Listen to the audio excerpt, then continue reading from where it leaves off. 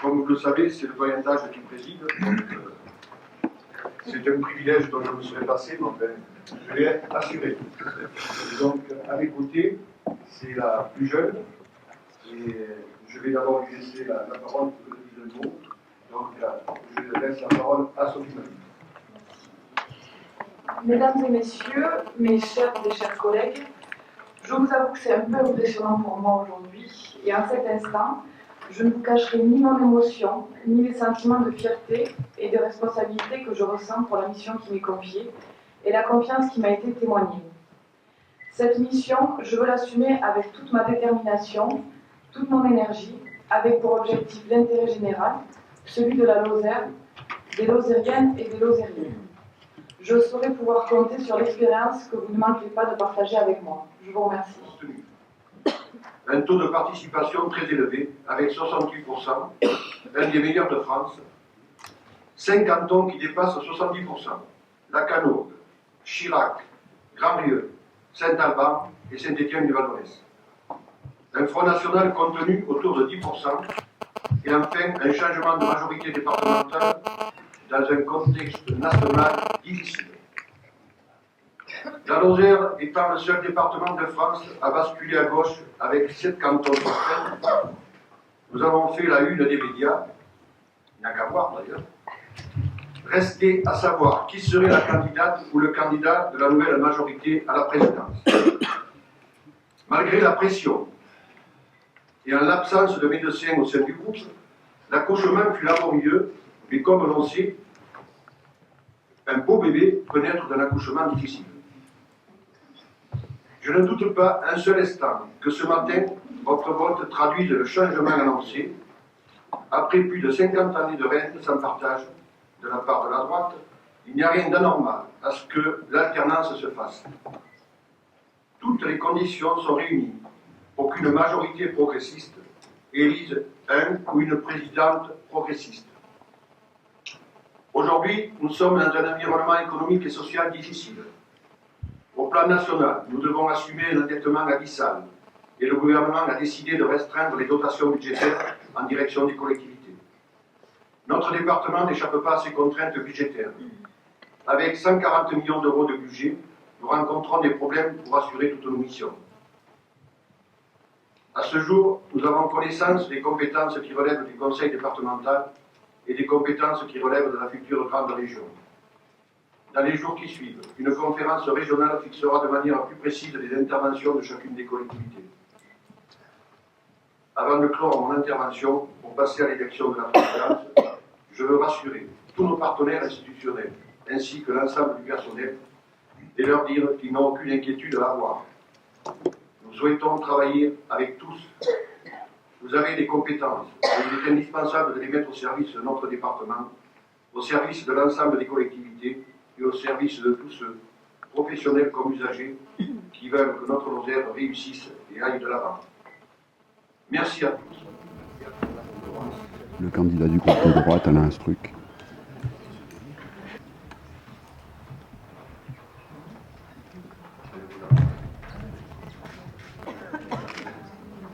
Allez, voyez à voter. Patricia, vous demande.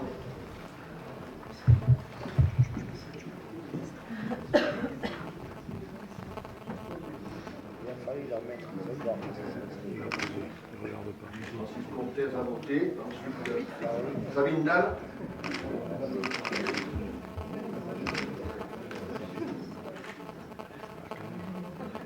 Sophie Marie a voté. Michel Manoir.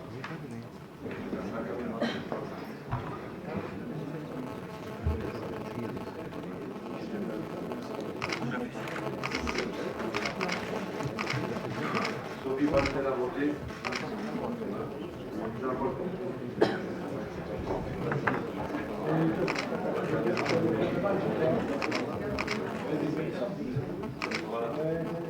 Jean-Paul Fouquet a voté. Elle veut pas dire.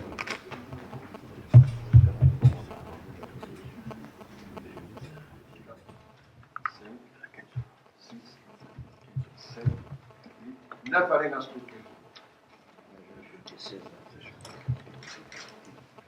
1, 2, 3, 4, 5,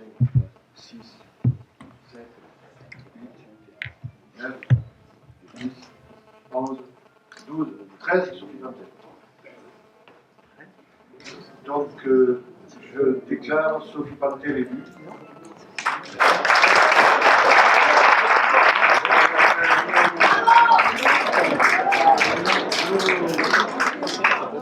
Monsieur le directeur me dit que la majorité absolue c'est 14. Oui. Moi j'ai compliqué. C'est pas bon. Oui, je pense qu'il s'est trompé. Ah, il faut recompter les voix. Recompter. Moi j'ai 15. C'est pas ça. Recompter tranquillement. L'administration recompte. Les deux là. 1,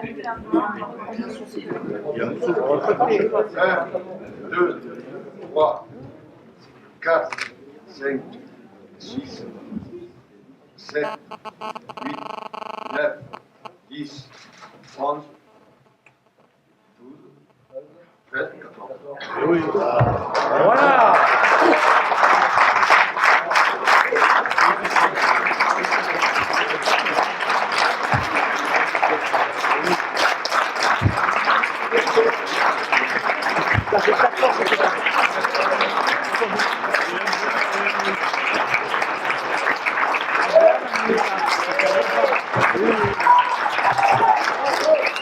Monsieur le sénateur maire Alain Bertrand, mesdames et messieurs les élus, mesdames et messieurs les directeurs, mesdames et messieurs les journalistes, mesdames et messieurs.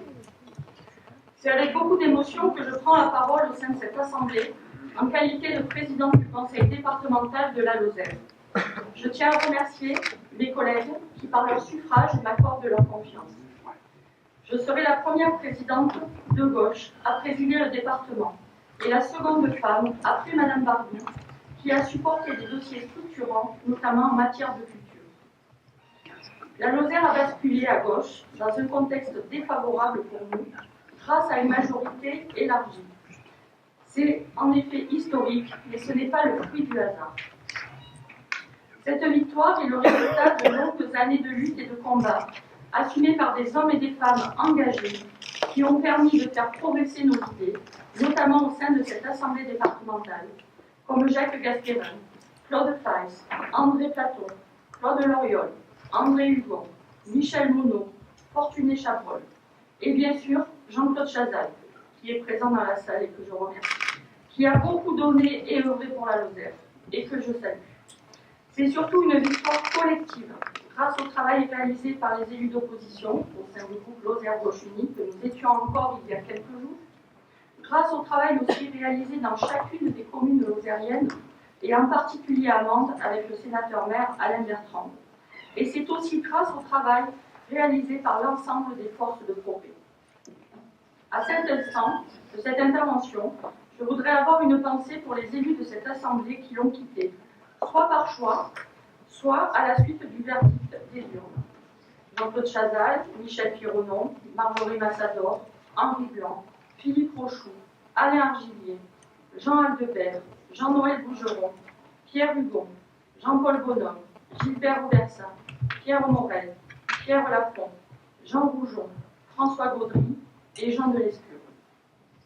Je voudrais aussi saluer le président sortant, avec lequel nous avons pu, lors de nombreux dossiers, travailler en bonne intelligence dans l'intérêt de notre département. Je voudrais aussi souhaiter la bienvenue à l'ensemble des nouveaux élus, et en particulier, et mes collègues élus hommes ne m'en voudront pas, j'en suis sûre, aux femmes élues, qui, grâce à la loi, portent leur entrée massivement dans cette assemblée, car le législateur a pris des mesures imposées, pariant sur la discrimination positive en faveur des femmes pour une parité effective. Mais le débat demeure, et jette un doute que certaines femmes elles-mêmes regrettent. L'électeur choisit-il une femme pour ses qualités personnelles ou pour sa qualité de femme? Figure-t-elle sur une liste de candidats en position éligible pour ses compétences ou parce que c'est obligatoire? La question de la parité renvoie donc à des choix de société. Je suis persuadée que cette parité, même imposée, est une avancée qui permettra d'enrichir les débats et les propositions et que chacune d'entre vous trouvera toute sa place au sein de cette Assemblée.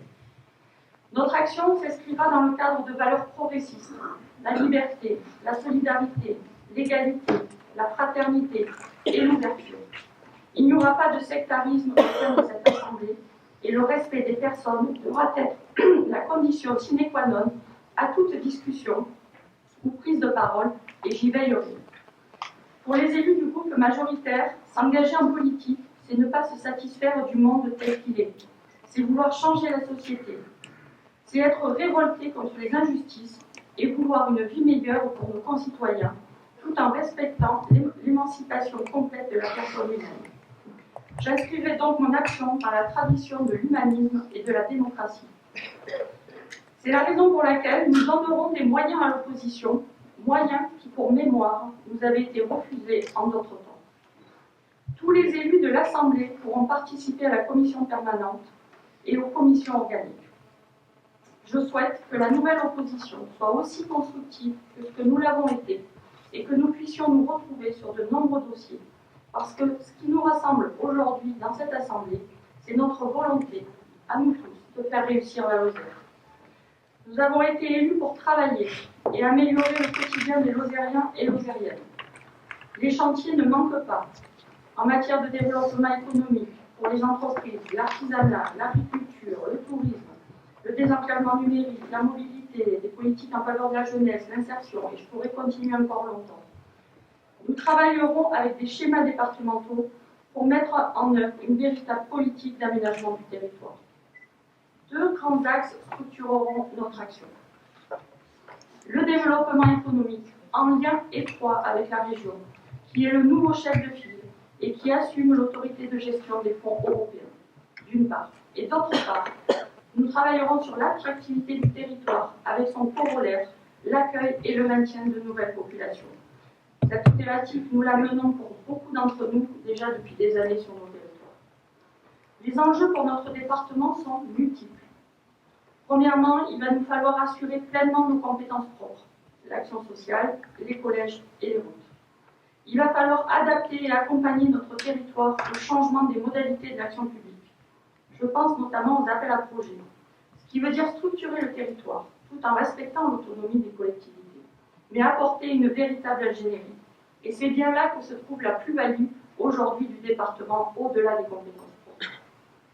Tout ceci doit se faire dans un nécessaire besoin de rééquilibrage entre l'ouest et l'est du département.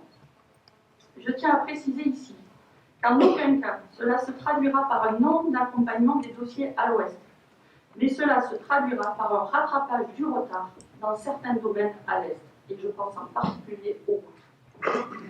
Je veillerai aussi aux équilibres entre les territoires pour que chacun soit accompagné en fonction de ses besoins et de ses spécificités, car tous les territoires méritent la même attention et parce qu'ils ont tous des atouts à valoriser. Nous travaillerons avec l'ensemble des acteurs publics, économiques, associatifs, les consulaires et socioprofessionnels. Nous sommes trop peu nombreux pour faire de l'exclusion. Des compétences existent sur ce territoire, alors mettons-les au service de l'intelligence collective. Nous travaillerons avec les autres collectivités, notamment la région, qui gère le européen mais qui détient surtout les moyens financiers pour le développement de notre département. Le président Alary s'engage à nos côtés. Nous travaillerons avec nos parlementaires, le sénateur-maire Alain Bertrand et le député Pierre Morel-Lucien. Nous lancerons très rapidement des états des lieux dans chaque domaine qui serviront de base pour définir les priorités.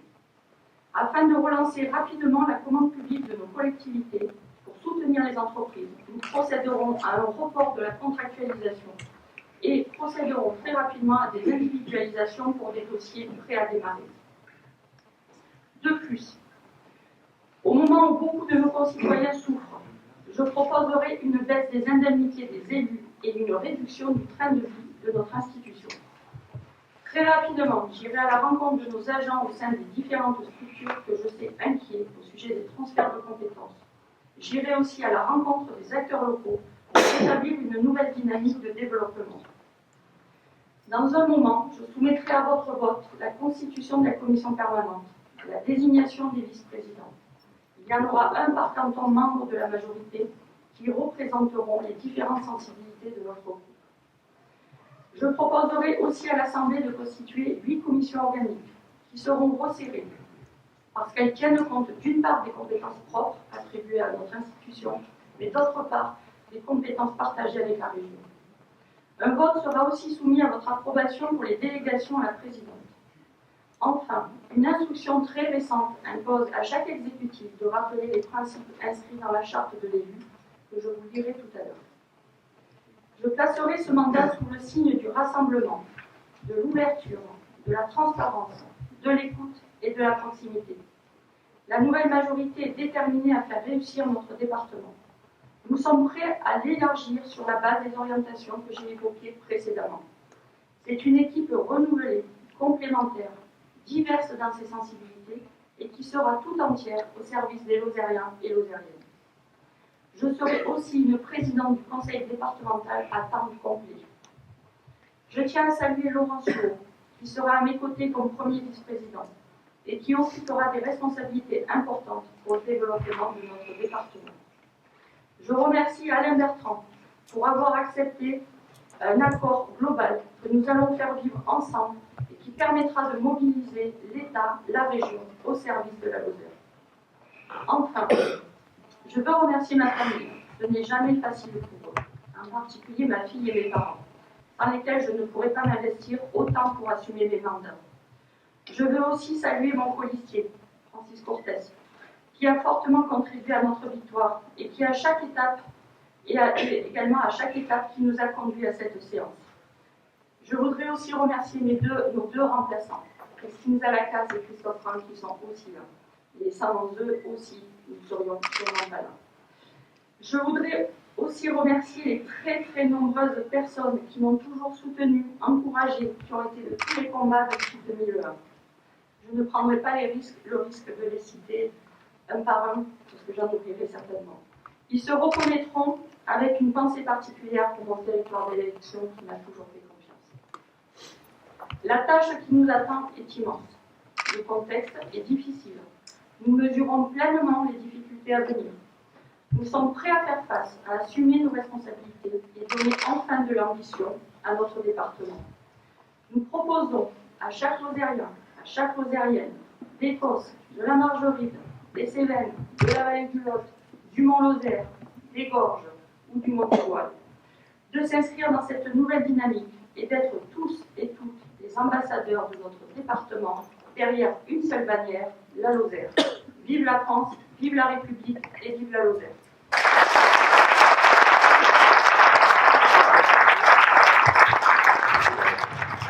Mais je ne doute pas, au vu de la ténacité et de la volonté qu'elle vient de témoigner au cours de ces derniers jours, qu'elle puisse réussir, car depuis que je la côtoie au Conseil général, je connais ses engagements, ses capacités et sa détermination à remplir cette fonction. Je pense que nous pouvons avoir une pensée pour tous ceux qui sont investis dans cet hémicycle, au service de la Lozère, en particulier ceux qui ont siégé lors de la dernière mandature et qui n'ont pas démérité. Très heureux d'accueillir les nouveaux élus avec la parité, 13 femmes et 13 hommes. Aujourd'hui, une nouvelle majorité s'est dégagée, avec, il faut le souligner, un très faible écart de voix. Cette nouvelle équipe devra assumer ses responsabilités pour les 6 ans à venir. Je voudrais revenir sur le bilan de Jean-Paul Fourquier, à qui je tiens à rendre hommage pour son investissement au cours de ces 3 dernières années, ces 3 derniers mandats en tant que président du Conseil général. Il a permis par son action et son travail, entouré par une équipe d'élus efficaces, de développer notre département dans de nombreux domaines. Jean-Paul a su anticiper les besoins de notre territoire en construisant avec les Lozériens, les associations, le monde économique, des perspectives 2007, 2013 et 2014-2020. Il a su vendre la Lozère afin de séduire de nouveaux habitants. Une opération réussie puisque depuis les années 2000, plusieurs milliers d'habitants sont venus compenser un solde naturel négatif. Notre bilan est bon. Nous avons fortement investi, notamment dans les maisons de retraite, afin de faire baisser le prix de la journée. Nous avons soutenu les collectivités locales plus que tout autre département de France, l'économie et le développement de nos territoires. Nous avons lancé un vaste plan de développement de la couverture en très haut débit, avec l'objectif d'amener la fibre à la monnaie dans les 5 prochaines années.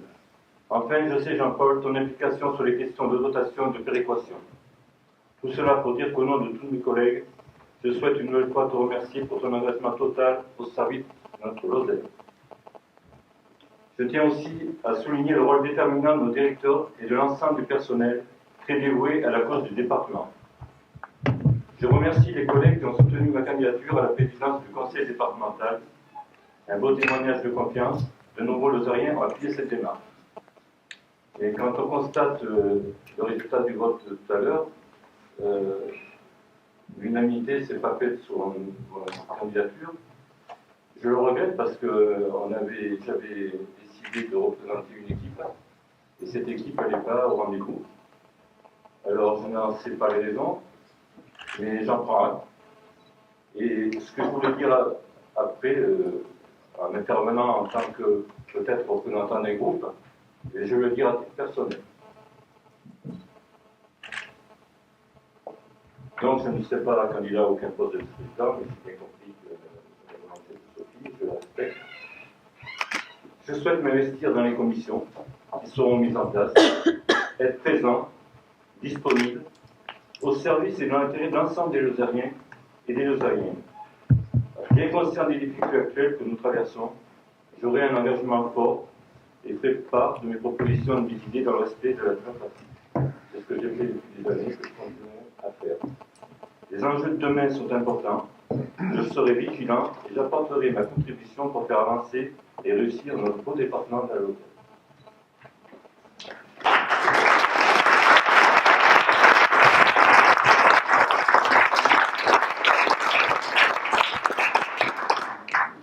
Je n'ouvre pas les débats, mais par contre, si quelqu'un d'autre veut faire une déclaration, donc Jean-Paul. Madame la Présidente, Madame les commissaires généraux, Messieurs les commissaires généraux, Mesdames, Messieurs les élus, départementaux, excusez-moi, je n'ai encore pas assimilé. Mesdames, Messieurs les élus, Monsieur le directeur général, Mesdames, Messieurs les directeurs, chefs de service, Mesdames, Messieurs, d'abord, Madame la Présidente, je voudrais vous féliciter pour cette élection à la tête de cette assemblée départementale, nouvelle formule, et vous inaugurez cette nouvelle formule de cette réforme territoriale, et comme vous l'avez rappelé, vous êtes la deuxième femme à présider dans ce département notre assemblée après Jeanine Barbu. Donc, je vous souhaite bien sûr bon courage et pleine réussite dans une tâche qui n'est pas facile, et je crois que vous en avez parfaitement conscience. Alors je voudrais aussi bien sûr féliciter l'ensemble des élus nouveaux ou anciens qui ont été réélus ce 29 mars, alors tout particulièrement les femmes qui font leur entrée en force dans cette assemblée, puisque nous passons de 3 à 10. C'était la volonté de 3 à 13, pardon. 13. Et c'était la volonté de ce scrutin.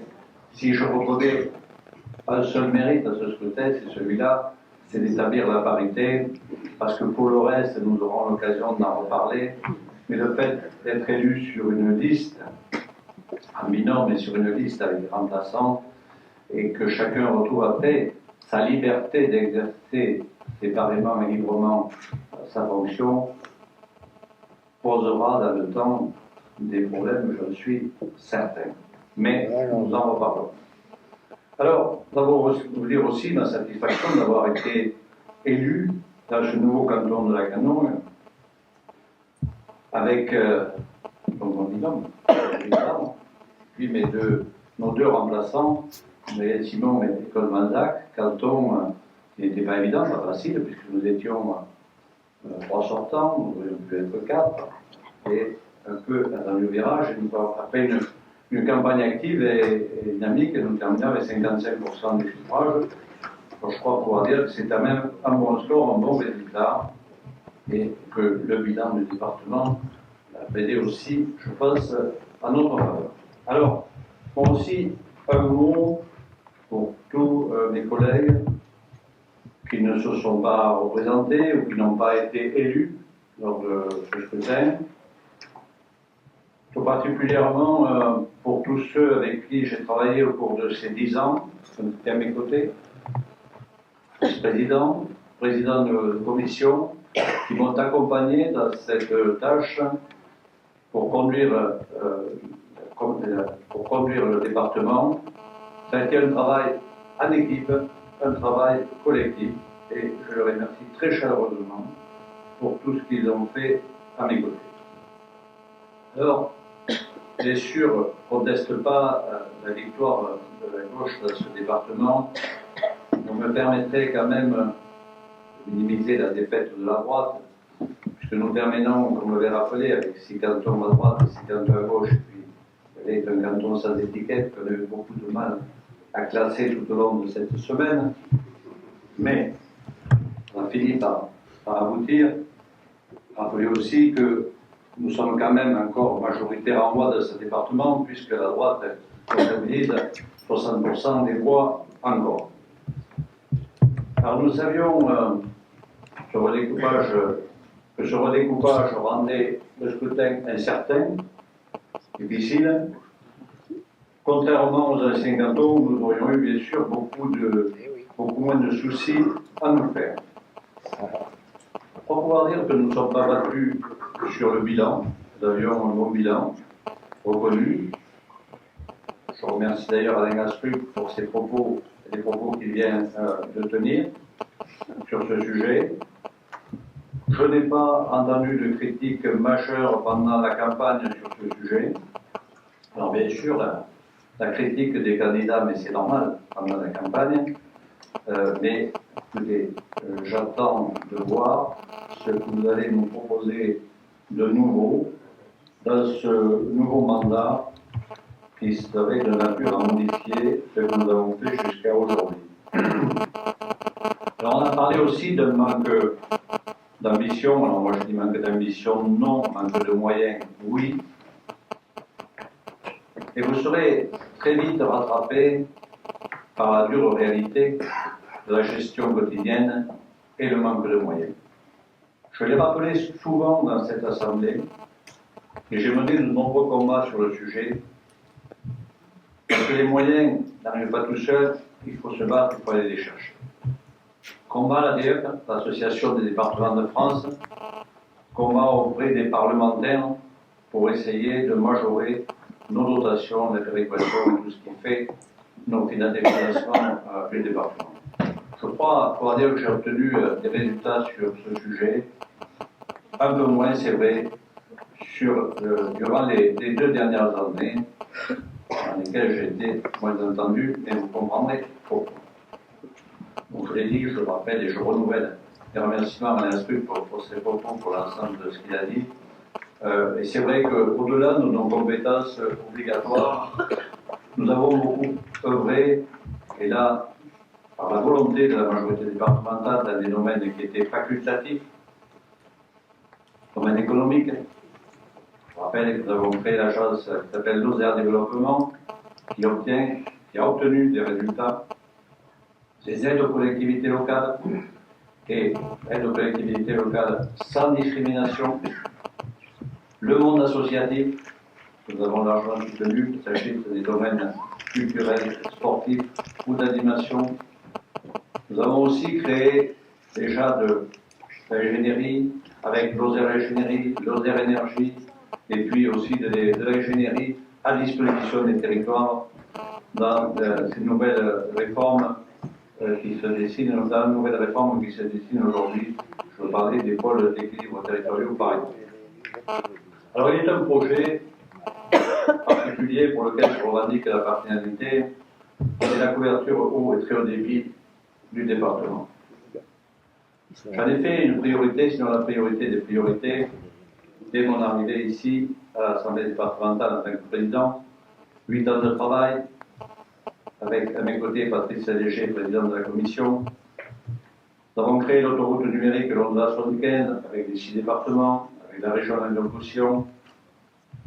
Nous avons couvert l'ouest du département depuis la 75 jusqu'à Mans-Saint-Chély, en très haut débit, toutes les zones d'activité, tout le secteur économique et toutes les zones d'activité importantes de ce secteur.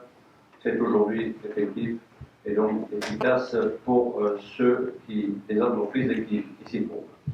Et puis, le projet de couverture, le projet de la fibre à l'abonné pour 80% des localités d'ici 2020. Même si le projet n'est pas abouti, il est aujourd'hui sur les rails et va devenir effectif dans les prochains mois. Donc les premières études sont en cours de réalisation et les premiers travaux avant la fin de l'année. Je rappelle au passage que nous sommes le premier département du Languedoc-Roussillon à avoir un projet sur ce sujet validé et financé par l'État, puisqu'ils ont obtenu près de 15 millions d'euros de l'État sur ce sujet, et nous sommes bien sûr dans l'attente du financement de l'Europe et de la région, puisque c'est un projet ambitieux, 51 millions d'euros pour la couverture de ces 80% de flots aériens. C'est un projet qui a été reconnu, par-delà des aspects politiques, par le Premier ministre lui-même, Michel Valls, et par le président de la région, Damien Ganal. Autre motif de satisfaction, Alain le rappelait également, la Lozère, en 10 ans, un peu plus aujourd'hui, a gagné 5 à 6 000 habitants. Alors c'est peu, mais c'est beaucoup à l'échelle de ce département. Et je pense que notre action n'y est pas pour rien.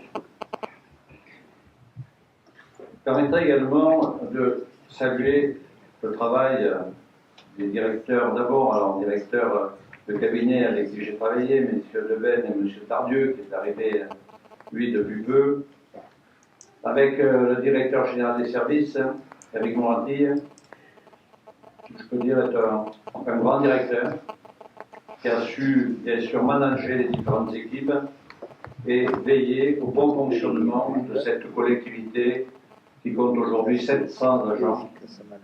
Et puis également, bien sûr, j'associe tous les directeurs, chefs de service et tous les collaborateurs qui ont œuvré à mes côtés pendant ces 11 ans pour obtenir des résultats que vous savez.